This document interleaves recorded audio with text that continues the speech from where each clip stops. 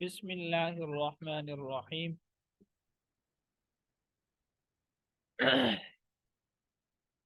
کل کے سبق میں ہم توابع کی دوسری قسم عطف بالحرف کو پڑھ چکے ہیں۔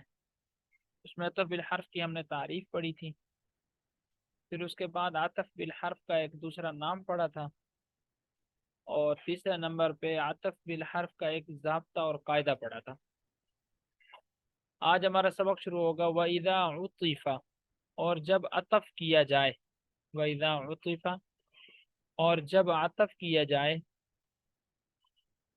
علی الضمیر المجروری، ضمیر مجرور پر، جب عطف کیا جائے ضمیر مجرور پر، یجب اعادت حرف الجر، تو ضروری ہو جاتا ہے حرف جر کا اعادہ کرنا، یعنی حرف جر کو دوبارہ لانا، یہ ضروری ہو جاتا ہے۔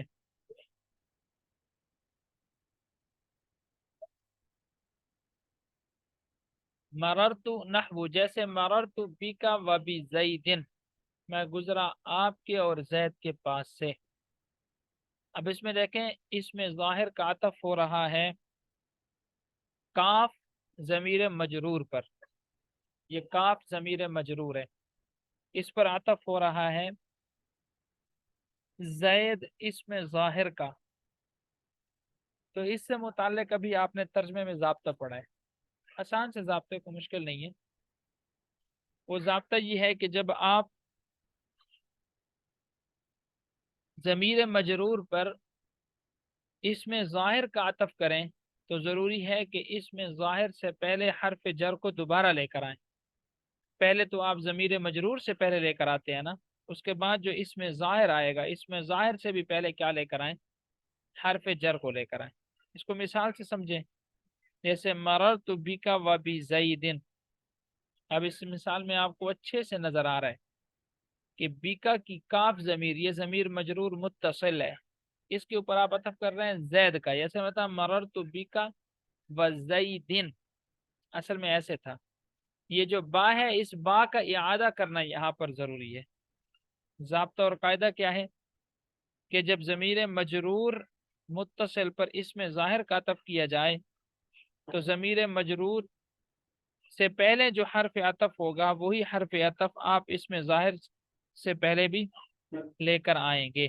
وَاعْلَمْ ان المعطوف فی حکم المعطوف علیہ، اور آپ جان لیں کہ معطوف یہ معطوف علیہ کے حکم میں ہوتا ہے۔ اعنی، میرا مطلب یہ ہے، اعنی کا ترجمہ کیا کریں گے؟ میرا مطلب یہ ہے، اذا کان الاول صفتا لشیء، کہ جب پہلا یعنی معطوف علیہ وہ صفت بن رہا ہو کسی چیز کی، او خبرا لامر، یا کسی مبتدا کی وہ خبر بن رہا ہو، او صلتا، یا پھر معطوف علیہ صلہ ہو اسم موصول کا، او حالا، یا پھر حال ہو کسی ذوالحال کے لیے۔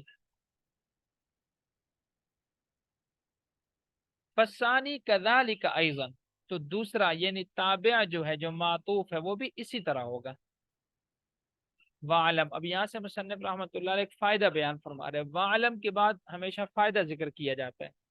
وعلم، یہاں سے ایک فائدہ بیان فرما رہے ہیں مصنف رحمۃ اللہ علیہ، فرماتے ہیں کہ معطوف جو ہے یہ معطوف علیہ کے حکم میں ہوتا ہے، کیونکہ پیچھے ہم پڑھ چکے ہیں نا تابع کی تعریف میں، تابع جو معطوف بحرف ہوتا ہے، عطف بالحرف جس کو ہم نے کہا ہے، اسی طرح عطف بالنص کو بھی کہا ہے اس کو۔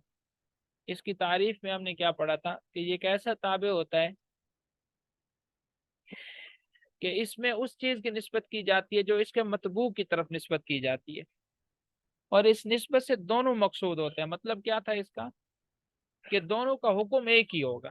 اب یہاں سے اسی بات کو دوبارہ ذکر کر رہے ہیں کہ جو معطوف ہے یہ معطوف علیہ کے حکم میں ہوتا ہے۔ اب معطوف علیہ کے حکم میں ہوتا ہے، کیا مطلب کہ جو حکم معطوف علیہ پر لگ رہا ہوگا وہی حکم معطوف پر بھی لگے گا۔ مثلا معطوف علیہ پر فاعل کا حکم لگ رہا ہے تو وہی معطوف پر لگے گا۔ معطوف علیہ پر حکم صفت کا لگ رہا ہے تو وہی معطوف پر بھی لگے گا، معطوف علیہ پر حکم خبر ہونے کا لگ رہا ہے تو وہی معطوف پر بھی لگے گا، اسی طرح صلے کا حکم لگ رہا ہے۔ ہر ایک کی مثال دیکھ لیں، جیسے صفت لشیء، آپ کہتے ہیں زید عالم، زید کو چھوڑ دیں رجل کر لیں، رجل عالم و فاضل، رجل عالم و فاضل۔ اب رجل یہ موصوف ہے تو عالم اس کی صفت ہے، تو واو کے ساتھ آگے جو فاضل ہے یہ بھی اس کی صفت بنے گی۔ اسی طرح مثال کے طور پر آپ کہتے ہیں زید جمیل و عالم، اب یہاں پر آپ دیکھیں واو کے ساتھ دو خبریں لا رہے ہیں، زید خوبصورت بھی ہے اور عالم بھی ہے۔ اب یہاں پر خبر ہونے کا حکم جس طرح عالم پر لگ رہا ہے اسی طرح جمیل پر بھی لگ رہا ہے۔ یا صلے کی مثال جیسے نیچے مثال لکھی ہوئی ہے، قام الذی صلی و صام، کھڑا ہوا وہ شخص جس نے نماز پڑھی اور روزہ رکھا۔ اب یہ الذی اس میں موصول ہے، صلی یہ بھی صلہ ہے اور صام یہ بھی کیا ہے، صلہ۔ اسی طرح حال کی مثال جیسے آپ کہتے ہیں کہ جانی زید راکبا و مشدودا، کہ میرے پاس زید آیا سوار ہونے کی حالت میں اور اس حال میں کہ اس کو باندھا گیا تھا۔ اب یہاں پر جس طرح راکبن یہ حال ہے اور اس کا جو ذوالحال ہے وہ زید ہے، اسی طرح مشدودن یہ بھی کیا بنے گا، حال۔ والضابطة فيه أنه حيث يجوز أن يقام المعطوف مقام المعطوف عليه جاز العطف وحيث لا فلا۔ یہاں سے معطوف اور معطوف علیہ کے مابین ایک ضابطہ بیان فرماتے ہیں کہ کس جگہ پر آپ معطوف معطوف علیہ والی ترکیب کریں گے اور کس جگہ پر آپ معطوف معطوف علیہ والی ترکیب نہیں کریں گے۔ فرماتے ہیں کہ جہاں پر معطوف کی جگہ معطوف علیہ کو لانا ٹھیک ہو، جہاں پر معطوف کی جگہ معطوف علیہ کو لانا ٹھیک ہو تو وہاں عطف جائز ہوتا ہے، اور جہاں پر معطوف علیہ کی جگہ معطوف کو لانا ٹھیک نہ ہو تو وہاں عطف کرنا بھی جائز نہیں ہوتا۔ جیسے ان تمام مثالوں کے اندر آپ نے دیکھا زید عالم و فاضل، اب فاضل کو آپ پہلے لے آئے یا بعد میں لے آئے ترجمے میں کوئی فرق نہیں پڑتا۔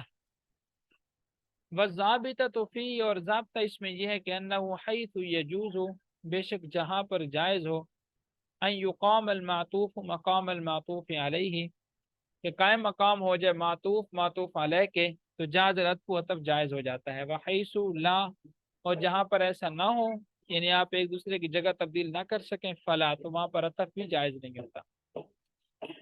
والمعطوف على معمولي عاملين مختلفين جائز اذا كان المعطوف عليه مجرورا مقدما والمعطوف كذلك، نحو في الدار زيد والحجرة عمرو۔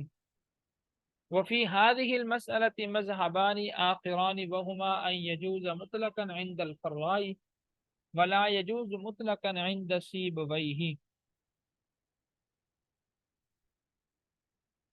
اب یہاں سے مصنف رحمۃ اللہ علیہ ایک اور ضابطہ بیان فرما رہے ہیں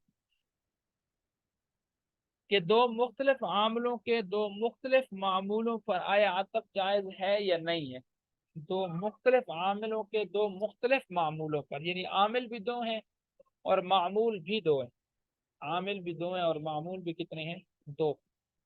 تو دو مختلف عاملوں کے دو مختلف معمولوں پر آیا عطف جائز ہے یا نہیں ہے۔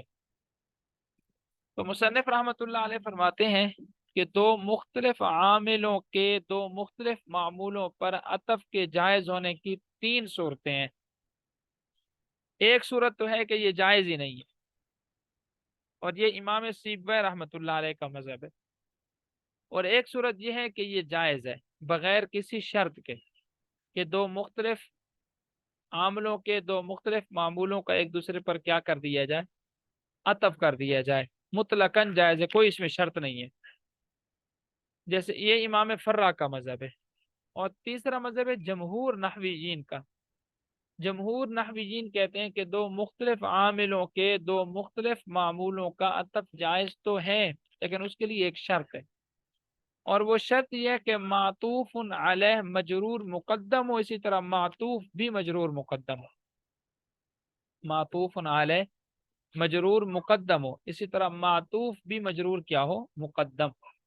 किससे मुकद्दम हो, यानी मातूफ अलैह मजरूर मुकद्दम हो मरफू पर, इसी तरह मातूफ भी मजरूर मुकद्दम हो मरफू पर। इसको मिसाल से समझे, फिर समझ भी आ जाएगा। जैसे ये एक मिसाल है, फिद्दारी ज़ैदुन वल हुजरती अम्रुन, फिद्दारी ज़ैदुन वल हुजरती अम्रुन। अब इस मिसाल के अंदर आप देखें कि ज़ैदुन ये मरफू है और अम्रुन ये मरफू है, ये दोनों मरफू है। ज़ैदुन भी मरफू है और अम्रुन भी क्या है, मरफू। अब यहाँ पर आप अल हुजरा का आतफ करेंगे अद्दार पर और अमर का आतफ करेंगे जैद पर। अल हुजरा का अमर किस पर करेंगे, अद्दार पर अतफ, और अमर का आतफ किस पर करेंगे, जैद पर। क्योंकि मजरूर का आतफ मजरूर पर होगा और मरफू का आतफ मरफू पर होगा। अद्दार मजरूर है तो इस पर आतफ अल हुजरा का होगा, वो भी मजरूर है। और जैदुन ये मरफू है तो इस पर आतफ अमरुन का होगा। अब जमहूर नहवीयीन कहते हैं कि ये मिसाल ठीक है। ये मिसाल क्या है, ठीक है कि यहाँ दो मुख्तलिफ आमिल हैं और उनके दो मुख्तलिफ मामूलों का आतफ हो रहा है। अब फिद्दारी अद्दार इसका आमिल क्या है, फी, और जैदुन इसका आमिल क्या है, मुबतदा होना। तो ये दो मुख्तलिफ आमिल हैं। जैदुन के अंदर अमल क्या कर रहा है, इब्तिदा, और अद्दार के अंदर अमल क्या कर रहा है, फी। इन दो मुख्तलिफ आमिलों के मामूलों पर अतफ करना इन दो का, अल हुज्र और अम्र का, ये ठीक है जमहूर नहवीयीन के नज़दीक। क्यों, इसलिए कि उनकी शर्त यहाँ पर पूरी है। वो क्या थी कि मातूफ़ अलैह मजरूर मरफू पर मुकद्दम हो, इसी तरह मातूफ भी मजरूर मरफू पर क्या हो, मुकद्दम हो। लेकिन इमाम फर्रा रहमतुल्लाह अलैह का जिक्र ये मुतलकन जायज़। अगर यूं भी होता ज़ैदुन फिद्दारी व अम्रुन फिल हुजरा, अगर यूं भी होता ज़ैदुन फिद्दार, जैद मुकद्दम होता और जार मजरूर जो है ये मुअख्खर होता, जमहूर नहवीयीन के नज़दीक जो शर्त है वो शर्त यहाँ ना भी पाई जाती। यूं होता ज़ैदुन फिद्दारी व अम्रुन अल हुजरती, फी को यहाँ से खत्म कर दें क्योंकि अतफ हो रहे हैं, जब अतफ हो रहा है तो फी को लाने की जरूरत नहीं है। वह अमरुन अल हुजरती, तो भी इमाम फर्र रहमतुल्लाह अलैह के नज़दीक ये जायज़ था।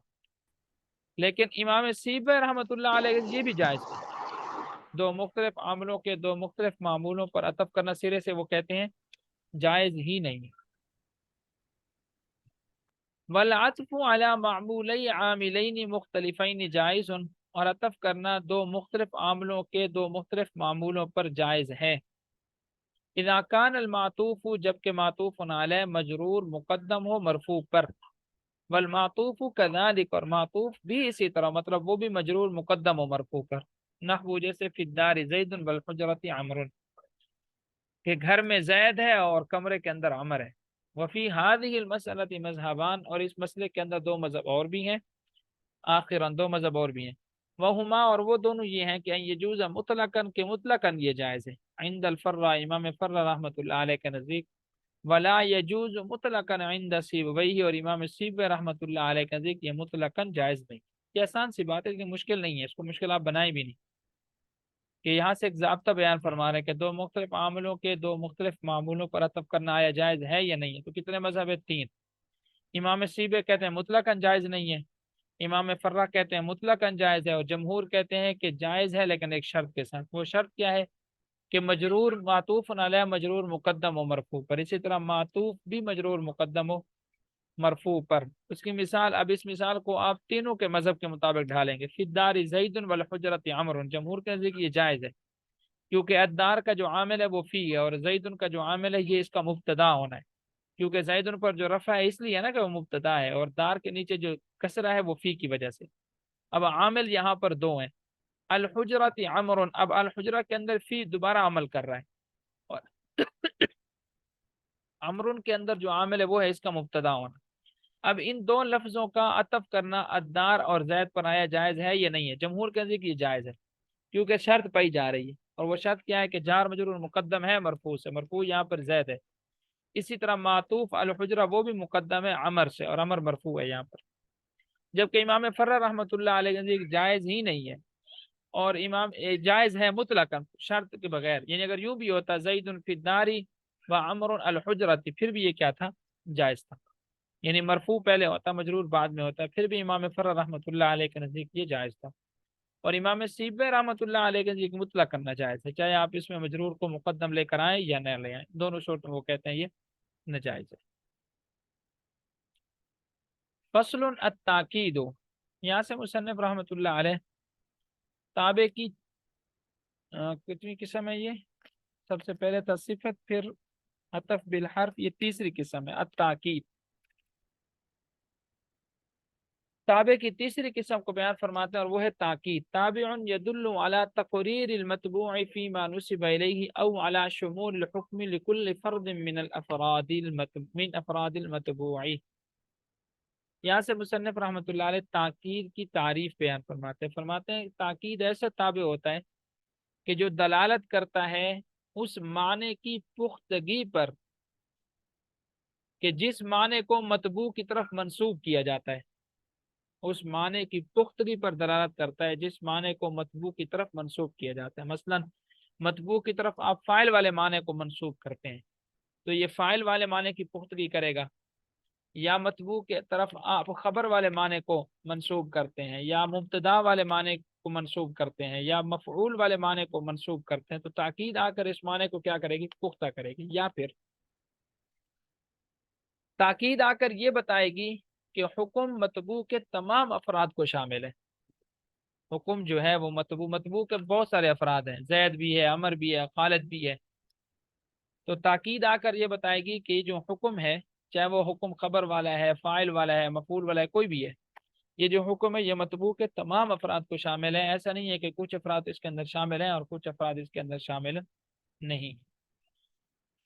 تابع ایسا تابع ہے یہ دلو جو دلالت کرتا ہے علی تقریر المتبوعی، متبوع کے معنی کی پختگی پر، فیما نسب الیہ وہ معنی جس کی طرف متبوع کو منسوب کیا جاتا ہے، او علی شمول الحکم یا ایسا تابع ہے کہ جو دلالت کرتا ہے حکم کے شامل ہونے پر، لکل فرد من افراد المتبوع کہ یہ حکم متبوع کے تمام افراد کو کیا ہے؟ شامل ہے. والتاکید علی قسمین، پھر تاکید کی دو قسمیں، تاکید لفظی اور تاکید معنوی. وہو تقریر اللفظ الاول، تاکید لفظی یہ ہے کہ آپ ایک ہی لفظ کو تکرار کے ساتھ لے کر آ جاتے ہیں، اس کو کہتے ہیں تاکید لفظی. جیسے جانی زیدن زیدن، میرے پاس زید آیا زید. اب آپ دیکھیں لفظ کا تکرار لے آ کر تاکید پیدا کر رہے ہیں. اور یہاں پر آپ کر کیا رہے ہیں کہ جو جا کے اندر فاعل والا معنی ہے وہ آپ بتا رہے ہیں کہ یہ زید کی طرف ہی منسوب ہے، یعنی زید کی طرف جو فاعل والا معنی منسوب ہے اس کے اندر آپ نے کیا پیدا کر دی؟ پختگی پیدا کر دی. وجا جا زیدن، اب یہاں پر آپ نے جا کو تکرار کے ساتھ ذکر کر دیا اور بتا دیا کہ یہاں پر جو فاعل ہے جا کا وہ زید ہی ہے، اس کے علاوہ کوئی اور نہیں ہے. تو تاکید کی کتنی قسمیں؟ تاکید لفظی اور تاکید معنوی. تاکید لفظی تو یہ ہے کہ آپ لفظ کا تکرار کر دیتے ہیں بس، اور تاکید معنوی وہ ہوا بالفاظ محدودہ، اس کے چند مخصوص الفاظ ہیں. تقریر معنوی کے چند مخصوص کیا ہیں؟ الفاظ کے، ان الفاظ کے ساتھ آپ معنی کے اندر پختگی پیدا کرتے ہیں، یا آپ یہ بتاتے ہیں کہ یہ جو حکم ہے یہ متبوع کے تمام افراد کو شامل ہے. وہو بالفاظ محدودۃ، تاکید معنوی جو ہے وہ چند مخصوص الفاظ کے ساتھ ہوتی ہے. وہی آگے وہ الفاظ بھی بیان کریں گے، ساتھ ساتھ ان کا معنی بھی بیان کر دیں گے. ان میں ایک لفظ ہے النفس اور دوسرا ہے العین. النفس اور العین، نفس اور عین کا جو لفظ ہے یہ واحد کے لیے بھی بولا جاتا ہے، تثنیہ کے لیے بھی اور جمع کے لیے بھی. لیکن جب آپ اس کو واحد کے لیے ذکر کریں گے تو نفس کا لفظ واحد، نفس اور عین کا لفظ واحد آئے گا، نفس اور عین کا لفظ کیا آئے گا؟ واحد آئے گا. اور اس کے ساتھ جو ضمیر لگے گی جو متبوع کی طرف لوٹے گی وہ بھی واحد آئے گی. اور نفس اور عین کے ساتھ جب آپ تاکید لائیں گے تثنیہ کی تو پھر آپ لفظ نفس اور عین کو بھی تثنیہ ذکر کریں گے، اور ان کے آخر میں جو ضمیر لائیں گے جو متبوع کی طرف لوٹے گی وہ بھی تثنیہ کی ضمیر ہوگی. اور اسی طرح جب لفظ نفس اور عین کے ساتھ آپ تاکید لائیں گے جمع کی تو نفس اور عین کو بھی جمع ذکر کریں گے، اور ان کے آخر میں جو ضمیر لائیں گے جو متبوع کی طرف لوٹے گی وہ بھی جمع لائیں گے. اب ہر ایک کی مثال دیکھیں. جیسے آپ کہتے ہیں جانی زید نفسہ، یا کہتے ہیں جانی زید عینہ، کہ زید ہی میرے پاس آیا ہے۔ اب یہاں پر دیکھیں زید مفرد ہے تو نفس کا لفظ مفرد آپ نے ذکر کیا، اور اس کے بعد جو ضمیر ذکر کر رہے ہیں ضمیر زید کی طرف لوٹ رہی ہے، وہ بھی مفرد ذکر کر رہے ہیں۔ تثنیہ کی مثال جیسے آپ کہتے ہیں جانی زید نف جانی زیدانی نفساہما، کہ میرے پاس دو زید آئے ہیں اور وہ دونوں خود ہی آئے ہیں، ان کا کوئی خادم، کوئی رشتہ دار، کوئی شاگرد، کوئی ان کا استاد نہیں ہے، بلکہ خود دونوں زید میرے پاس چل کے آئے ہیں۔ اب یہاں پر آپ نے نفس کی تاکید، نفس کے ساتھ تاکید ذکر کی، جانی زیدانی، تو آپ نے ان کی تاکید ذکر کی ہے، نفسا تاکید تثنیہ ذکر کی ہے، اور آخر میں جو ضمیر آئی ہے وہ بھی جمع آپ نے تثنیہ ذکر کر دی، نفسا ہما۔ اسی طرح زیدون، جانی زیدون، کہ میرے پاس کئی زید آئے ہیں، تو آپ ان کی تاکید جب نفس کے ساتھ لائیں گے تو نفس کو بھی جمع ذکر کریں گے، انفس، نفس کی جمع کیا تھی؟ انفس، اور آخر میں جو ضمیر لائیں گے وہ بھی جمع ہی ذکر کریں گے۔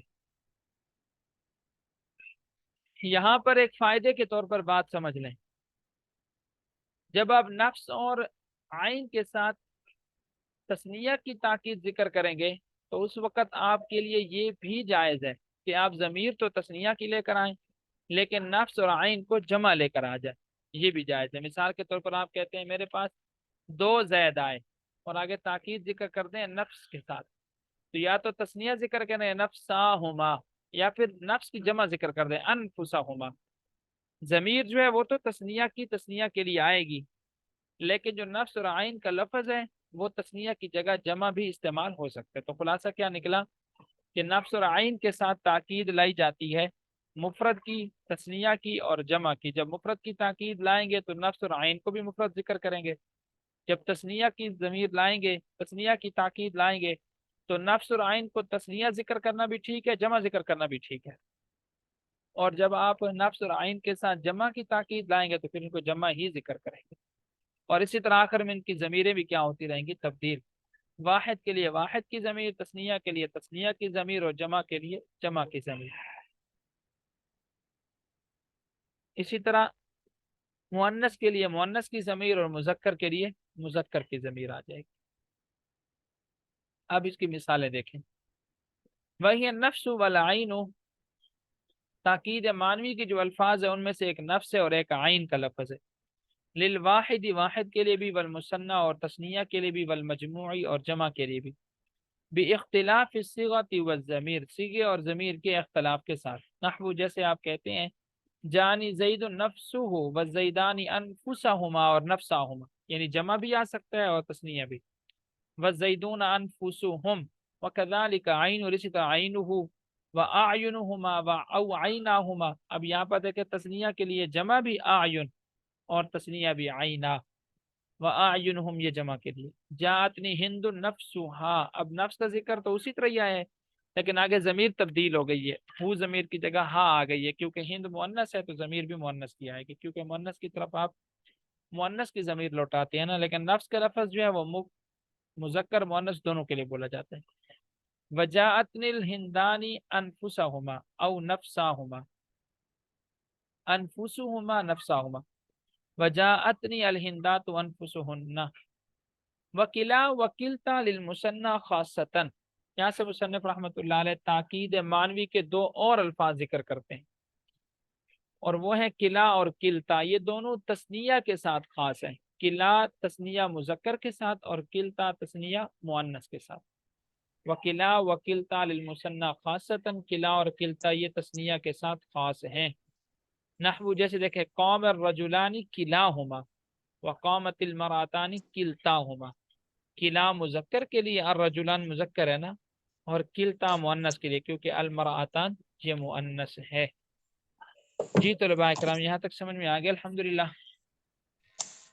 جی سر جی الحمدللہ یہاں تک سمجھ آ گیا سر۔ پیچھے ایک سوال پیدا ہو رہا تھا۔ جی جی سوال کریں آپ۔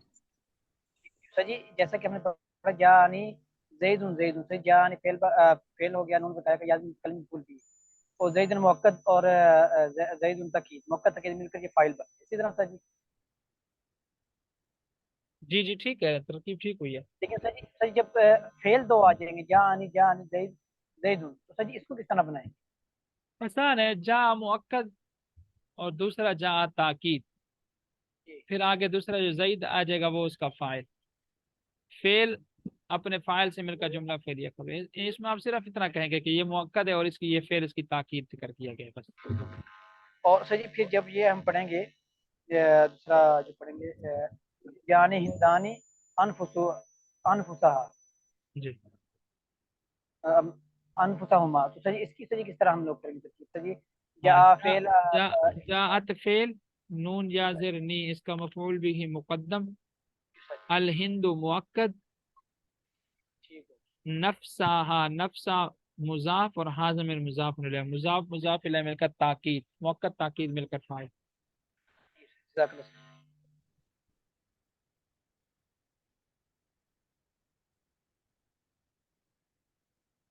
जी बाकी तलबा को समझ में आया अल्हम्दुलिल्लाह।